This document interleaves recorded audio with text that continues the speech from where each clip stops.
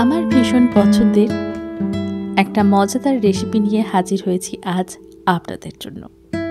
কচু দিয়ে মাছের ঝোল, স্বাদে গন্ধে অতুলনীয় একটা রেসিপি। আর এটা ভাতের সঙ্গে খাওয়ার জন্য মাছের ঝোলের একটা দুর্দান্ত রেসিপি। চলুন তাহলে দেখে নিই রেসিপিটা। রাখি ক্রিয়েশনের আরও একটি নতুন রেসিপি ভিডিওতে আপনাদের স্বাগত। বানাবো কচু দিয়ে মাছের ঝোল। তার জন্য কি কি ঘরোয়া উপকরণ লাগবে সমস্ত কিছু রয়েছে ভিডিওটিতে। লাগবে আমাদের কচুটাকে আগে খোসা ছাড়িয়ে ধুয়ে পরিষ্কার করে রাখা হয়েছে। অন্যদিকে লাগবে মাছের ঝোলের জন্য মাছ। যে কোনো মাছ কিন্তু আমরা এখানে ব্যবহার করতে পারি। মাছটাকে পরিষ্কার করে লবণ হলুদ মাখিয়ে নিয়েছিলাম। এখন সর্ষের তেল দিয়ে মাছটাকে সুন্দর করে ভেজে নেব। মাছের ঝোলে যদি মাছের মাথা পড়ে যায় তাহলে তো আর কোনো কথাই নেই। মাছের ঝোল তো এমনিতেই সুন্দর হয়, সুস্বাদু হয়, আর মাছের মাথা যদি পড়ে সেই ঝোলে তাহলে যেন স্বাদটা আরও অনেকটাই বেড়ে যায়। সুন্দর করে মাছগুলোকে আমরা ভেজে নিচ্ছি। তবে মাছের মাথাটা ভাজতে কিন্তু আরও একটু বেশি সময় লাগবে, তাই উল্টো পাল্টা করে মাছের পিসগুলোকে আগে ভেজে নিচ্ছি। তারপর মাথাটাকেও একটু সময় নিয়ে ভেজে নিলাম। মাছ ভাজা হয়ে গেলে সমস্ত মাছ তুলে নিয়ে ওই মাছ ভাজা তেলের সাথেই আরও খানিকটা তেল যোগ করলাম। এরপর দিলাম তেজপাতা, শুকনো লঙ্কা আর কালো জিরে ফোড়ন। সুন্দর করে ফোড়নটা হয়ে গেলে তারপর দেব বাকি কচুগুলোকে তেলের মধ্যে একটু নাড়াচাড়া করে ভেজে নিতে হবে। এতে করে কচুর যে লালচে ভাবটা থাকে সেটা অনেকখানেই কেটে যায়, আর বাইরে থেকে একটা কোটিং পড়ে যায়।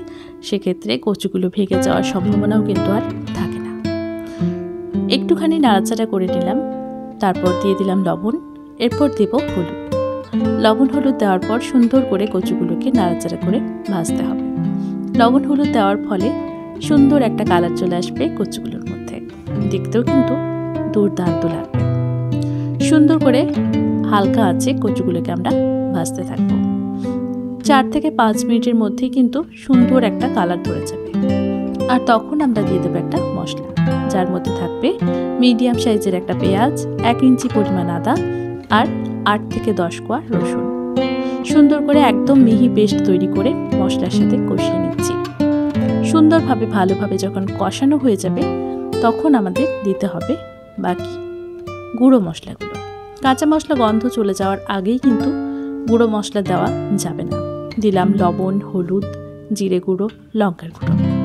সুন্দর করে এবার বাটা মশলার সাথে মশলাগুলোকে এবার মিশিয়ে নিচ্ছে আর কষিয়ে নেব। এই পর্যায়ে একটু একটু করে জল দিতে থাকবো আর মশলাটাকে কষাতে থাকবো। রান্নার এই পর্যায়ে আমরা চাইলে টমেটোর ব্যবহার করতে পারি, তবে যেহেতু আমাদের আজকে শুক্রবার ছিল তাই টমেটোর ব্যবহার আমরা করছি না। সুন্দর করে টমেটোটা দিয়েও কিন্তু এই পর্যায়ে একটু কষিয়ে নিতে হবে। আমি একটু জল দিয়ে মশলাটাকে কড়াই থেকে ছাড়িয়ে নিচ্ছি প্রথমে। যদি দেখা যায় মশলা এই পর্যায়ে কষানো একদম কমপ্লিট হয়ে গেছে তাহলে এখনই ঝোলের জন্য জল দিয়ে দিতে হবে, আর সেটা একবারই। এখন আমি আরও কিছুটা জল দিয়ে কড়াই থেকে মশলাটা ছাড়িয়ে নিয়ে আরও কিছুক্ষণের জন্য ফুটিয়ে নিচ্ছি। এখনো পর্যন্ত মশলা থেকে খুব ভালোভাবে তেলটা ছাড়েনি বলে মনে হচ্ছিল, তাই আরও খানিকক্ষণ এটাকে কষিয়ে নিচ্ছি। মশলা কষানো হয়ে গেলে ঝোলের জন্য দিয়ে দিচ্ছি পরিমাণ মতো জল।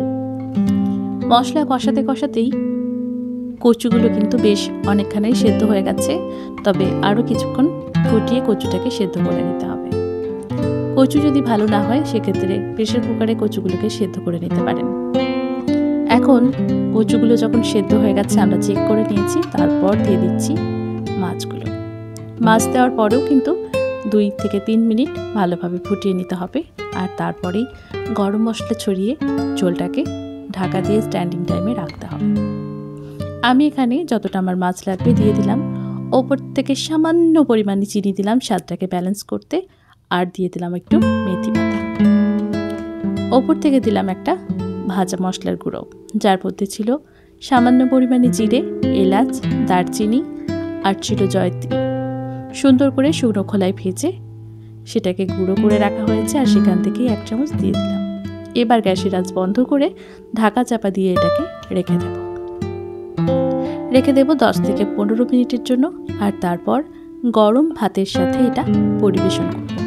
ভাতের সাথে এই রেসিপিটা ভীষণই ভালো খেতে হয়, তাই অবশ্যই একবার হলেও ট্রাই করে দেখতে পারেন আমার পছন্দের এই রেসিপিটা।